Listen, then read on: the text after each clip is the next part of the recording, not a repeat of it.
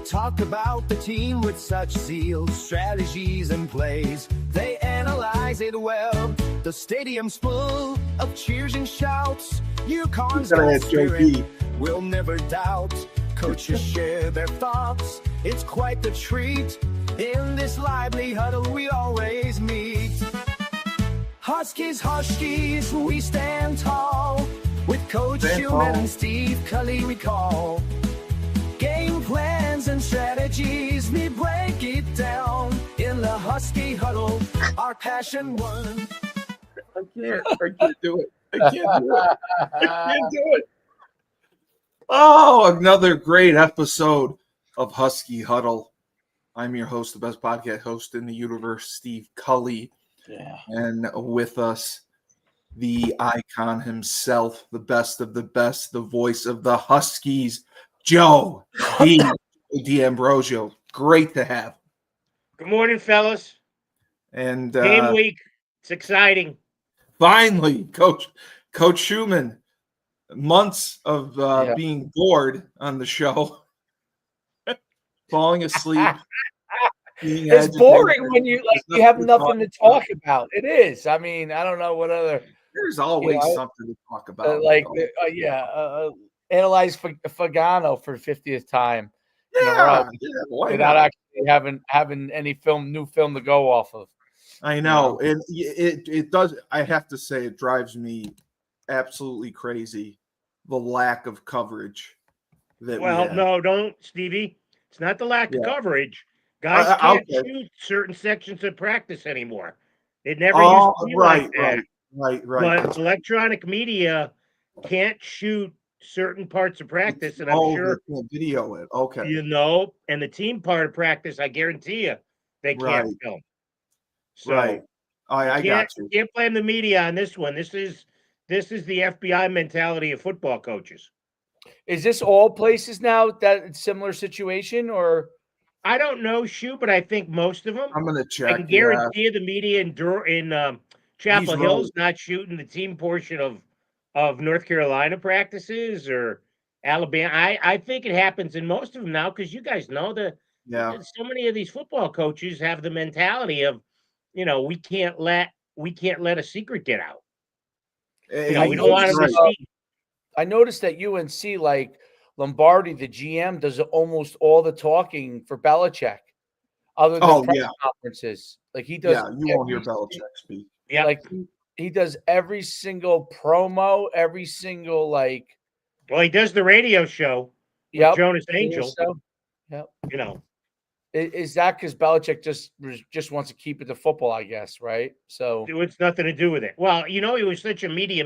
It's so funny to me, and I'm not a Belichick guy, so I'll give you that with a grain of salt. But when he was in Foxborough, he was quiet as a mummy.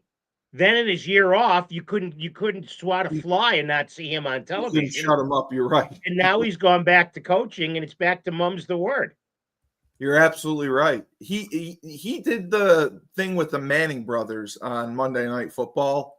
Well, because that was a comfortable environment for him. Yeah, you got to see his personality a little bit come out. Like that was fun. Yeah. And you're right. Like you won't hear a word from him this year at all. No, you'll hear. I'm sure he'll do the post-game press conferences, right? And won't say anything. And you're right.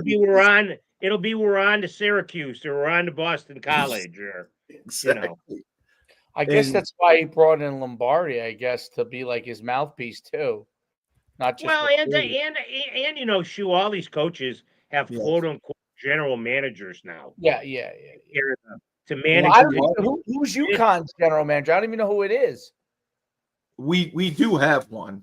Yeah, I know we have one, but I don't know who it is. Is it like I don't. I will. Like Lombardi was an NFL guy. I'm pretty sure or something. Lombardi was with Belichick for a while. Yes. Right. But like Andrew Luck is at Stanford.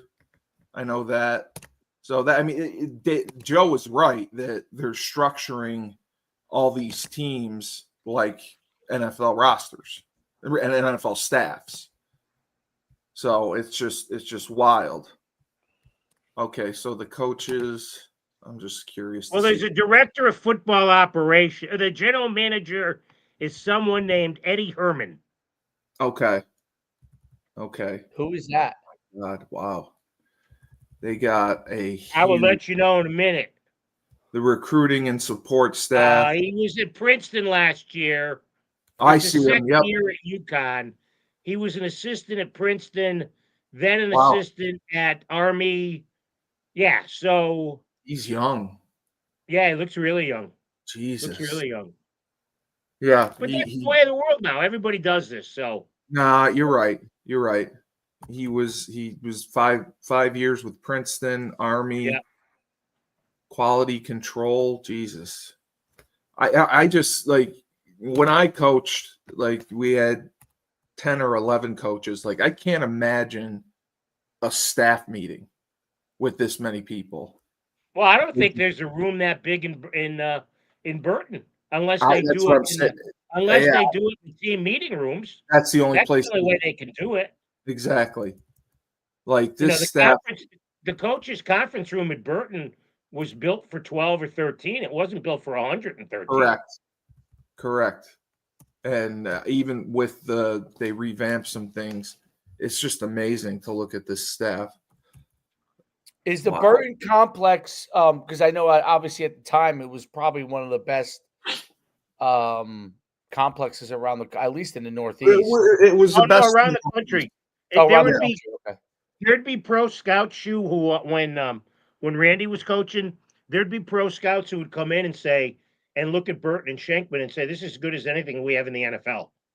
Wow. Yeah. So is it now considered that, or they're more modern? Like I think there's more modern. Yeah. So eventually we're gonna have to get a new complex. I'm assuming. No, they just renovated. Or add to it, I guess. I don't know, or redo it. I don't know. No, they renovated it 2 years ago. Oh yeah, and they did a nice job. They made some of the meeting rooms bigger. They put past stars on the wall. They really did a nice job. There's flat screen. They had last time I was there. They had my last name spelled with 2 N's. Yeah, the Madison Award. You know, I used to have that on the. I don't think they still do. Yeah, they do. They do. I told Balak, I said, my name has 2 N's next to it. Can we take an N down? They do. But no, there's a Trey Moore. Embarrassing.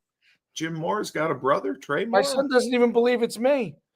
Oh my God. How crazy is this? There's a Trey Mora who's the assistant tight ends coach. Oh. And I just wonder if they had to go through the same issue that Randy had to go through when he brought Cody in. I doubt it. They had the lawsuit. I'll give you there's no shot in hell they went through that. Yeah, I know there's no shot. I was just thinking that because it's the exact same thing. The tight ends coach and the state spent so much money on investigating that. It was wild. Such a waste of money. What a waste. It was a huge waste. The whole sport is littered with nepotism. Come on.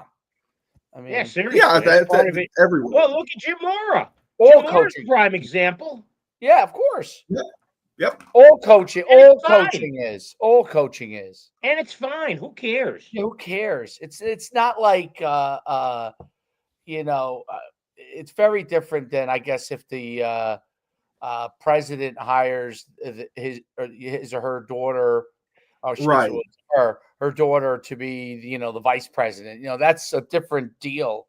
At this day and age, that might not be a good example.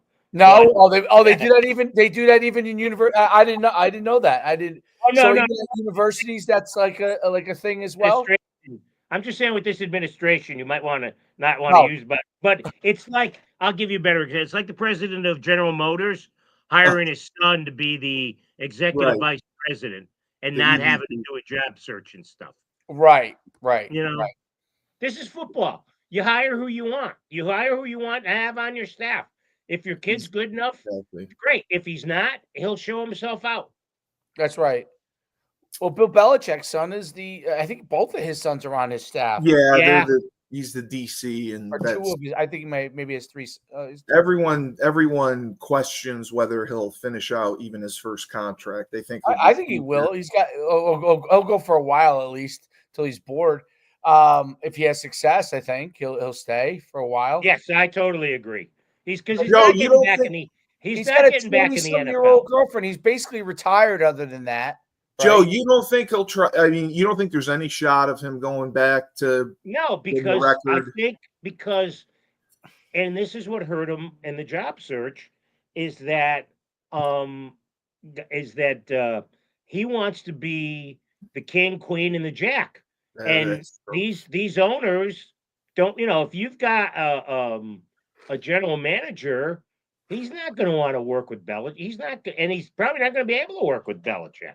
No, So no, I think his NFL right. days are done. You're right. They're not going to want to deal with that. I was looking at Central Connecticut State, and they do have some talent. They have a Walter Payton. You're laughing at me because I said Central Connecticut State had a couple good players. That's funny. Well, they have a Walter Payton. They have a couple of good players. I'm sure. Do they have 22? Well, listen, I think for their conference they do shoot. They've done a pretty good job there. Good. They won the NEC, yeah. And they gave Rhode Island a pretty stiff test in the first round of the 1AA playoffs. Now, do they have enough to go up against a group of 5 school like UConn? No, probably not. But I think they, I combed the roster a little bit too. They've got this quarterback's not a bad player. This Elijah Howard, the running back, is a pretty good player. Where these games normally get decided, and you guys know this, you're gonna nail it. Well, if not better than I do, is up front. Of course, they just don't have the size and the depth. A couple guys go down, and you're playing a kid who was playing high school football last year in the most cases. Correct. That's where the issue is. Up front is a monumental difference. Yeah, that's the biggest difference in the NIL transfer era. I think between the levels is that because like everyone wants to talk about the skill players and all of that, the upgrading from that standpoint. And yes, that part is true. But the biggest difference is you can go get a lineman, right? And I mean, we did it. We're doing it. We got some 3 great you can go get a guy that's the backup on a roster who may not have hope to break into the starting roster on a big school and bring him to your school at the group of 5 level. And now you have a bona fide former 3 or 4 star guy size wise. And against these lower levels like Central Connecticut, that's a big issue. In the past, and when a lot of these big upsets it used to happen, like when Appalachian State beat Michigan and all those kind of things, because guys weren't transferring enough, if you developed your group of 5 guy over 4 years and you had a line coach that was a great line coach and you had a good strength coach, maybe you could hang your starters at least. And maybe you're in a game like that. You know what I mean? Because your starters can hang. Now, obviously, someone goes down, even at those, it's a different level. But that's the biggest difference. Like, who's transferring into Central Connecticut? As if you were picking up linemen, it's not going to be it's going to be a retread or an upgrade from the lower, so the level slightly above you or the level slightly below you, right? And for UConn, it's the level slightly above you, like Notre Dame or whatever, and the level slightly below you who might upgrade, maybe a CAA kid. So that's where I think there's a huge advantage for each level, from the top to our level to one. When you go down the levels, is the line is a huge. I think you could find skill guys that might be comparable, even if they're smaller or whatever, but the line is going to be hard because you can literally just line up we probably could line up and hand the ball off and win the game. We should be able to. Yeah. I mean, they're going to have to commit the whole team to stop the run, and then you're going to have play action over the top. I mean, and I remember being there a few weeks ago and just looking up at these linemen. I mean, they have like one guy who's 6'3". They're all 6'5". Bigger than you? Yeah, they're all taller. They're all taller. Yeah, for sure. I mean, their tackles are monstrous. That Kai Chan, he is a monster. I think he's going to be a stud. I like the Maryland kid, Tamaris Walker. He's only 6'3", but he is physical and comes off the ball from what I saw at least. And the center, the Syracuse transfer, Wes Ho, he's on the Remington watch list. But offensively, we talked about, and I shared Joe's thoughts with a couple other friends of mine, and they wholeheartedly agree that we need an exciting brand of offensive football that's going to sustain a crowd game after game after game. Because if they're not putting points up on the board, if they're not running the ball well, throwing the ball over the top, I just think the kids are going to lose interest. Yeah, 17-10 wins at home with the home schedule isn't going to sell tickets. I don't think there's any question. I don't care how much success you have, because what's the biggest attraction at home? Ball State, Duke, Air probably. Force. If you're playing Duke in basketball, people get excited. You play Duke in football, it's like people shrug their shoulders and stuff. So exactly. And I would think this week, again, and this is just not on Mora, but you've got Syracuse in the following week. I don't think you're showing all your cards this week against exactly. You're going to try to get by with a vanilla game plan, run the ball till they stop it, and then, like Shu says, play action passes.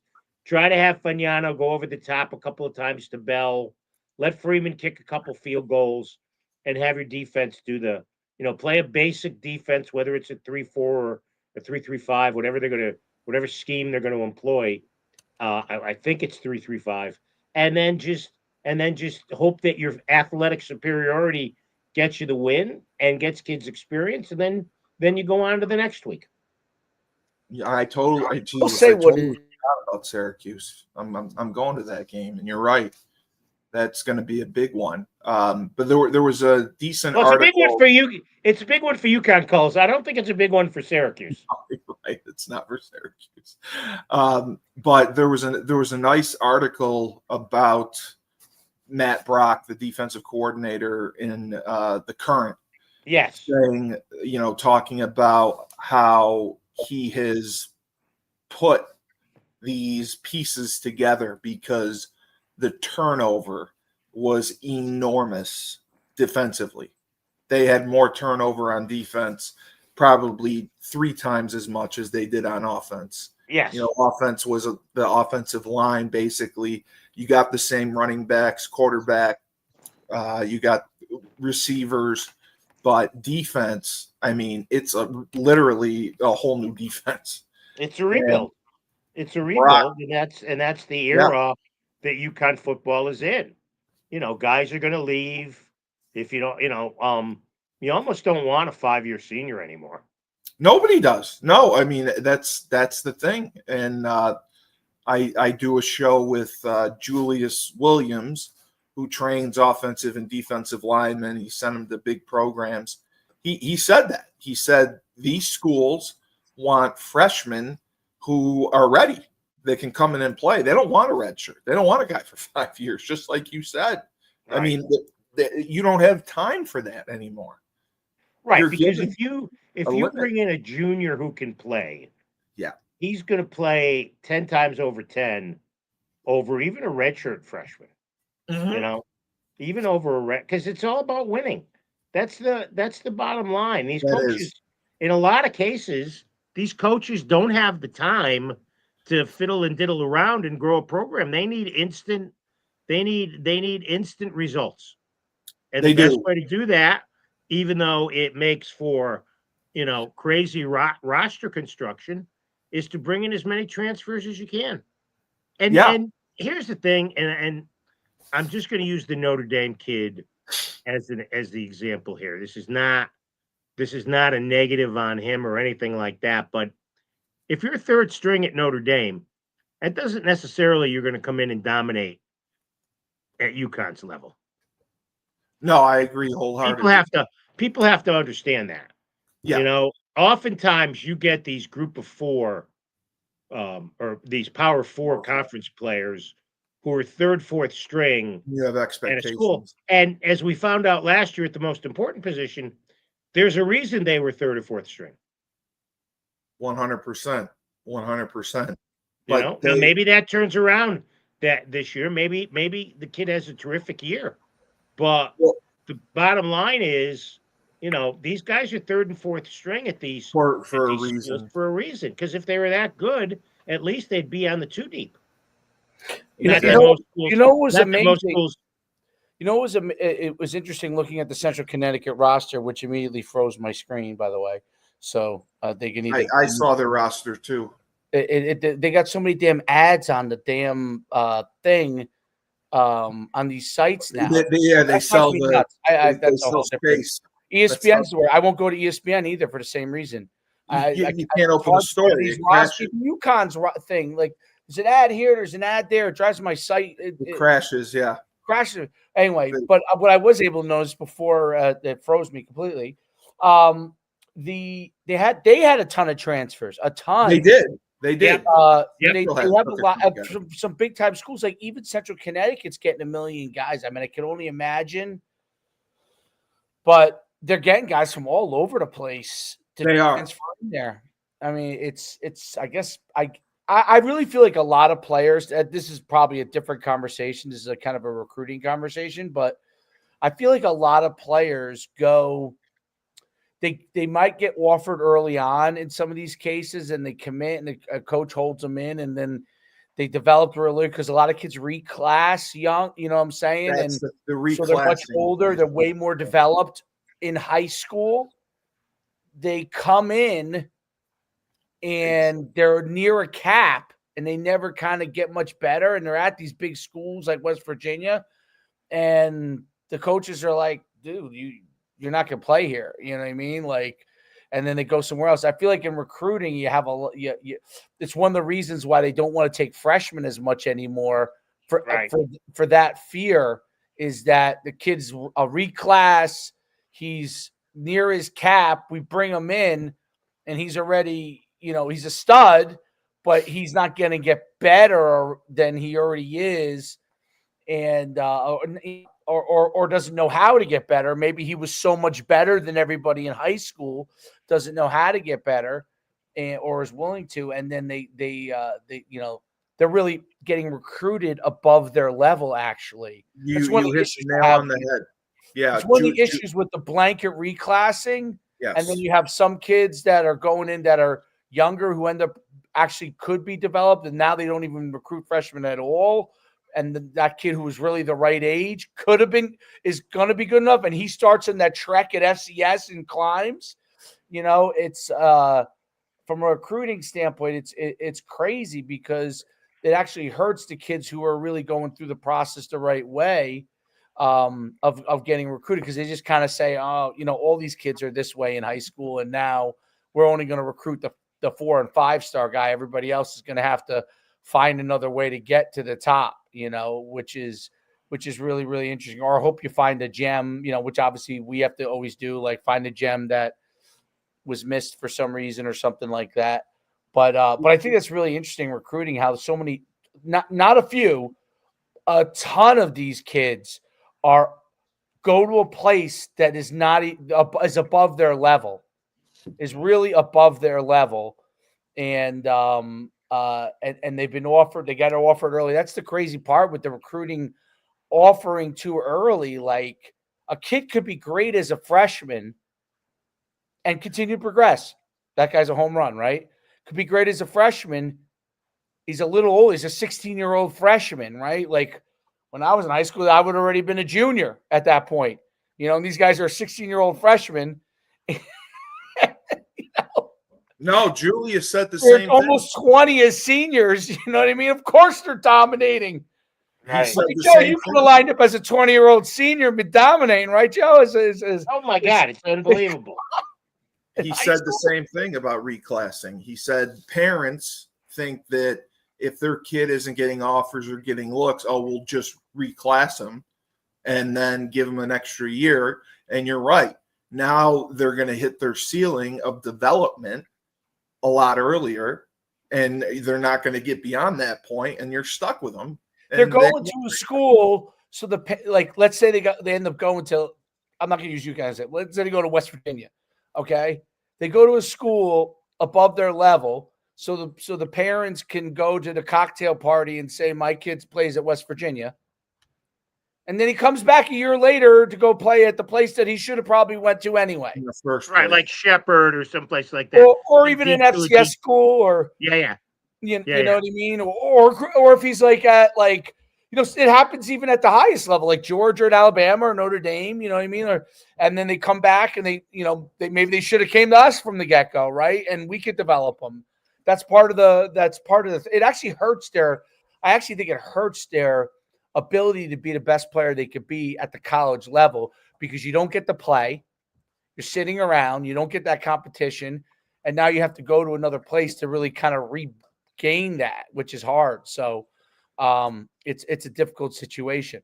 Joe, are there any rules on reclassing in high school? Like just anyone can do it if they want? I'm not sure, Stevie. Anything I say would be a guess. Because I just can't believe the number of kids that are doing it. But you look at Central's roster. I mean, they do have transfers.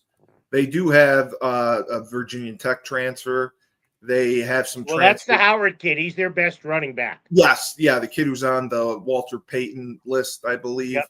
Elijah Howard, Merrimack, Villanova. I mean, so they've gotten some, and there's bigger schools here too. But it's just, it's like I would have never thought it'd be that prevalent at a school like Central. And Central, they got great facilities. They win. It's a good program. It's happening at all levels now. I mean, it's everywhere. They have nice facilities in Central? Yes. Really? We played there, yeah. Beautiful stadium, beautiful coach's office. They don't have an indoor facility, but their practice field, game field, stadium, all beautiful. Yeah, Root Field's nice for a program at that level. A Root Field is perfect. And they had good press box food, which is all I cared about.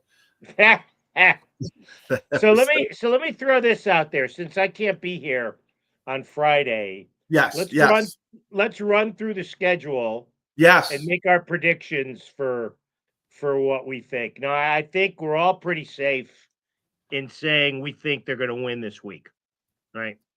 I'm hoping they actually take the ball if they win the coin toss. And you know what, send the message and just go. I want them to do that every game.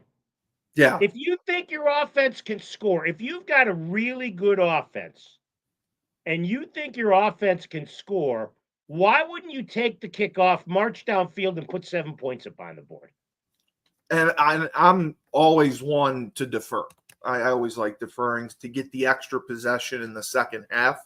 But in a game like this, yeah. But if you're down 24-7, at halftime, that second possession, that extra possession might not mean crap. It doesn't matter. You're right. You're right. But I'd love to see them come out, send the message here, and drop 40, drop 50 on them. Defensively, it looks like Matt Brock has put a good squad together despite the guys they lost. They brought in a ton of transfers. But you can't tell how it's going to mesh till all the publicity is great. You can't tell how it's going to mesh till they get on the field. Until the bullets are flying. Absolutely. You know what? You can't really tell how it's going to be until they stumble for the first time and how they recover. Absolutely right. Yeah, when the bullets are flying and you're ducking the shrapnel. Yes, absolutely. But it's going to be interesting to see because they brought in so many transfers and he puts them together. And I think that's remember, Dave, we had Joe. UConn, Central Connecticut. I'll save it a mystery. Blowout. Well, you remember what Joe V said about having nameless, faceless guys defensively with the 3-5 because you can just have athletes. And I think that's what's going to give them an advantage is they just need athletes out there to execute the scheme. They're going And to kill Central Connecticut. Central Connecticut is not even in the class.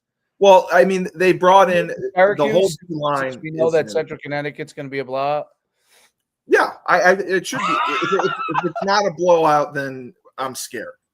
It's going to be a blowout. I mean, even if it's not a blowout, I don't see how it'll be much of a game, you know.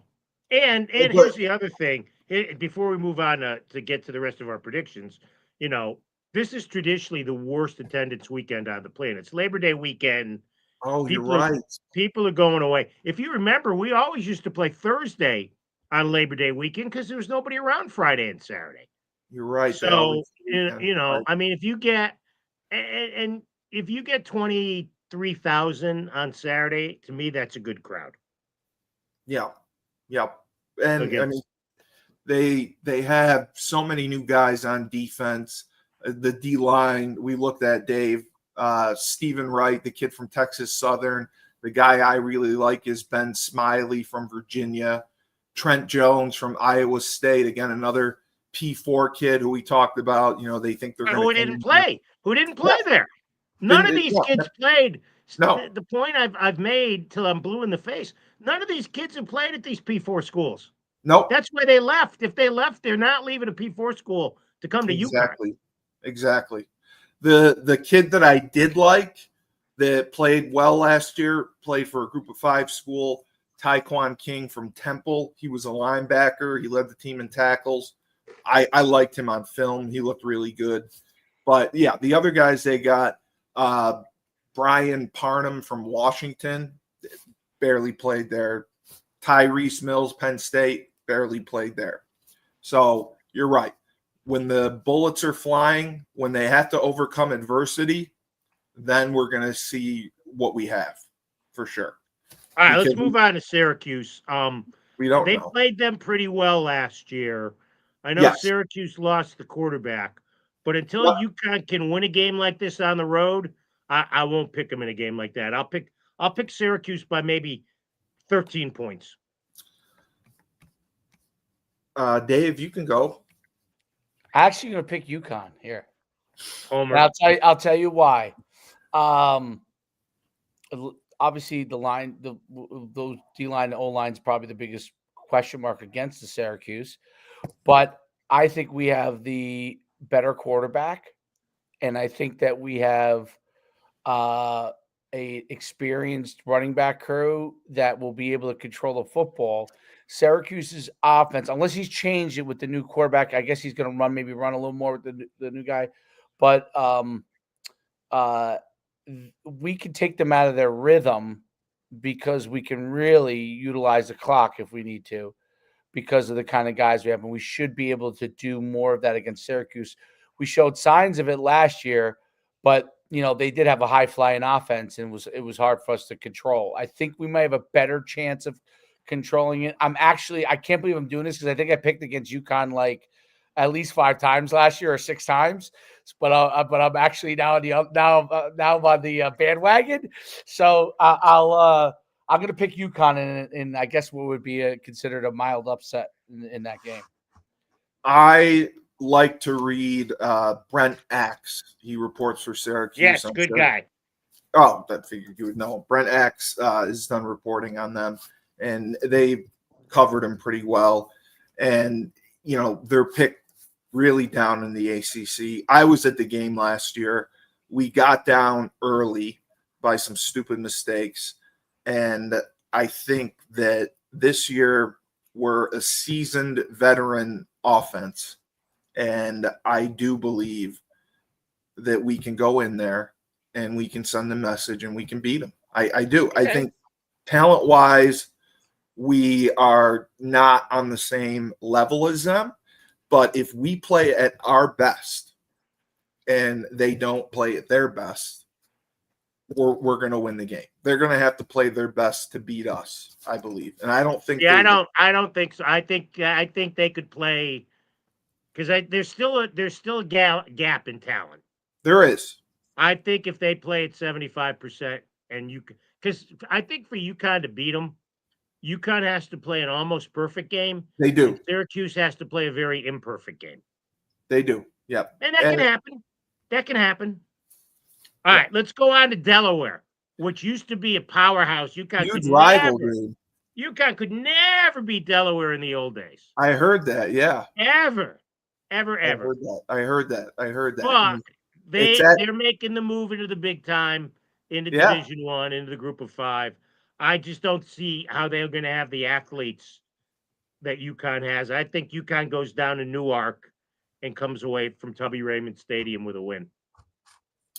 And I agree with you. I think they're going to beat Delaware. Is this their first year in FBS or second? I believe it's their. I'm not sure. I think it's their first. I think it's their first. Yeah, I think it's a good game for them to have on the schedule, and I do think they're going to win. So I think at worst, we're coming out 2-1, which is fine. You got them 3-0, dude. I do. Listen, I was at the Syracuse game last year, man. They were right there until the last possession. I mean, they could have won that game, and the quarterback from Ohio State was the difference maker. I mean, he was throwing the ball all over the yard. He had like 4 incompletions the entire game. They just got a new quarterback that came in. I don't think he's going to be ready. And I do believe that I am a homer. I'm believing that they're going to beat Syracuse because it boils my blood. Delaware. I think we're going to. I think we'll beat Delaware. Coach is a very good coach, by the way, of Delaware. Very good coach, Cardi. But I don't see it. I don't see UConn having an issue there yet. I think Delaware still has to. That's an old school. I mean, why don't they just reform the Yankee Conference again and just put it in Division I? As one by one. What do we have now? Delaware, UConn, UMass. Anybody else? JMU. That's JMU 4. Moved up. Yep. Who else has moved up? Anyone else I'm missing? I think that's it. New Hampshire has it. Yeah. William Mary essentially almost. I would say Bill and Mary those guys close. Dropped down. William and Mary, Richmond, and I don't know. Yeah, the CAA is a mess. CAA is a mess now. So. Okay. But they went to the Patriot League. William and Mary and Richmond and. Really? Yes. Oh, I didn't know that. Yeah, that allows them to not have to give full. They do give full scholarships, but the Patriot League also does a lot of creative stuff. Yes, they do. You know that actually, you were Holy Cross, so you know. Yes, you're allowed to give 63 full scholarships, but a lot of schools do not spend that 100%. Right, you give grant aids and all that kind of stuff, right? Yeah. Which the CAA was regular full scholarships. Now there's no scholarships anymore anyway, which is crazy. I still can't believe that. What do you mean? All right, let's Ball State. Ball State. If that was there, I think it'd be a hard game. If it's at Rentschler, since it's at Rentschler, I think UConn wins. It's a 3:30 game. I just think it's crazy timing. Yeah, I think we're going to beat Ball State for sure. Buffalo is a tougher one. They were the team. I mean, we beat them up last year, but they were the only team that had like a winning record, I believe, besides Syracuse. So Buffalo was the only team that we beat that ended up having a winning record. So I think it's going to be tough. It's always tough playing at Buffalo, but I think we're going to roll. I just have a lot of confidence in this team. Well, let me ask you. Let's do it this way because we're getting closer to the top of the hour. What games do you think they'll lose? It's gonna. In my opinion, Joe, it's a 3-game season. It's Syracuse, BC, and Duke. Those are the games that are gonna tell the difference. If we can win those games, that could. Well, then you got them going 12-0. That's what I'm saying. I don't think that they're going to win all 3, but I'm saying, in my opinion, it's a 3-game season. Those are the 3 games that matter the most. as far as the program advancing forward, continuing to move forward.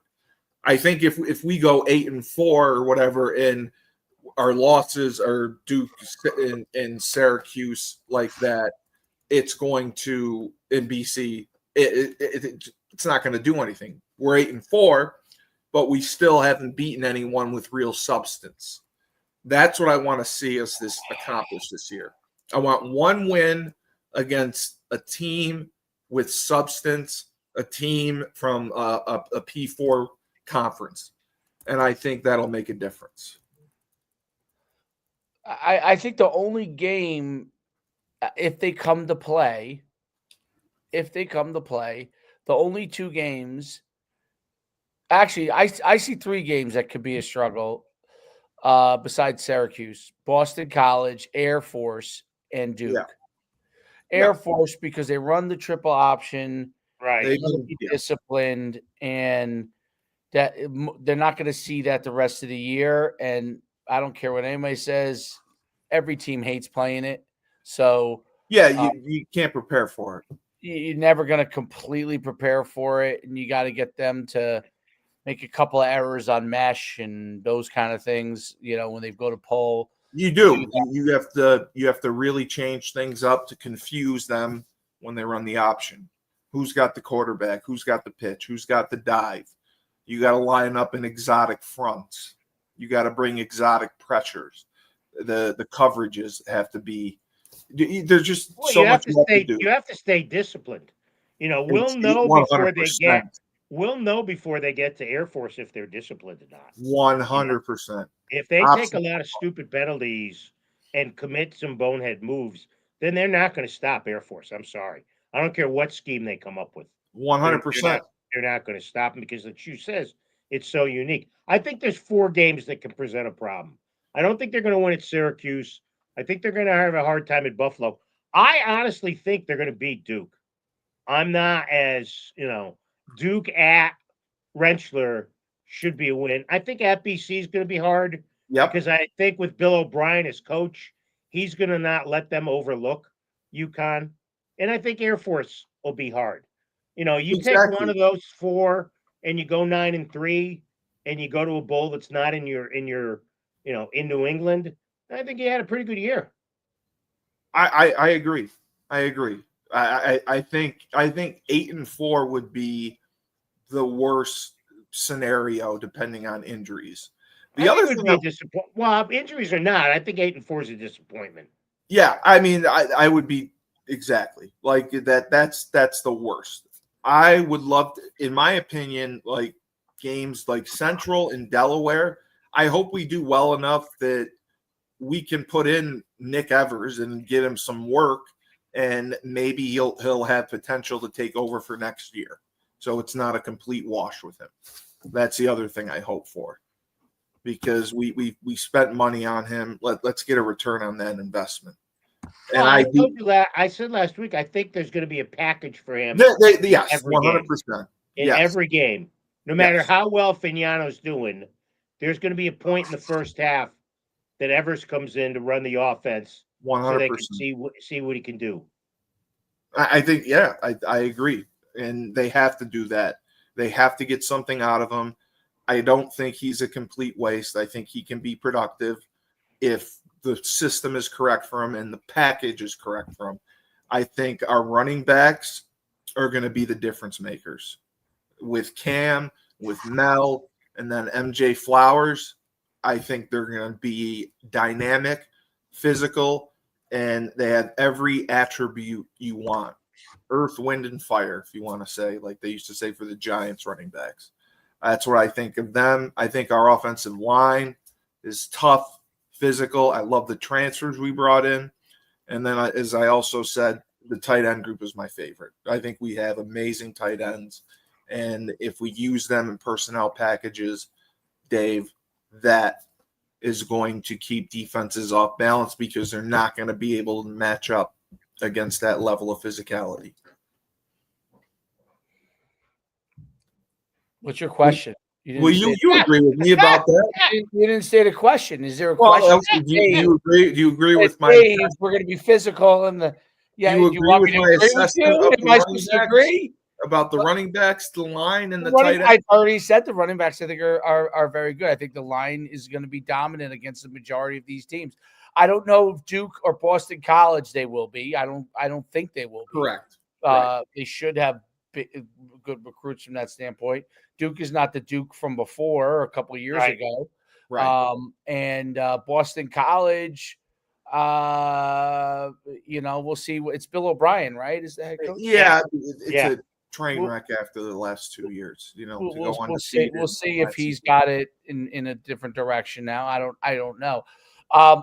The truth is, every game, which is amazing to say, it really is amazing to say, every game is a possible win. I think we should be a favorite. Yeah. How do you No, not? How we do no, early you're not going on. to be a favorite at Syracuse. No, I'm saying besides Syracuse, If we beat BC, Syracuse, then when we get it, we should run the table. Oh, if we play well, run the table. besides Syracuse, Till BC, we get to and Boston Duke, College, then we would have a chance to be, depending on Boston College's record, a possible favorite. But I don't know if any odds makers is going to a 500 Boston College or a 500 Duke is going to be a favorite over a 6-0 UConn. You know what I mean? Because I agree. They're going to assume there's a difference between the group of five and the record and the teams we play. Well, the Power Four is it's become a funnel, right? The Power Four is now in full 1A. Okay, the way I look at it, yes, 1A is a Power Four. Group of five is 1AA, and then 1AA is one AAA essentially. Okay, yeah. Like that's kind of like that's the levels as far as recruits wise that you have because of the transfer portal and NIL and the way that money's going to be distributed. There's no way it can't be that way.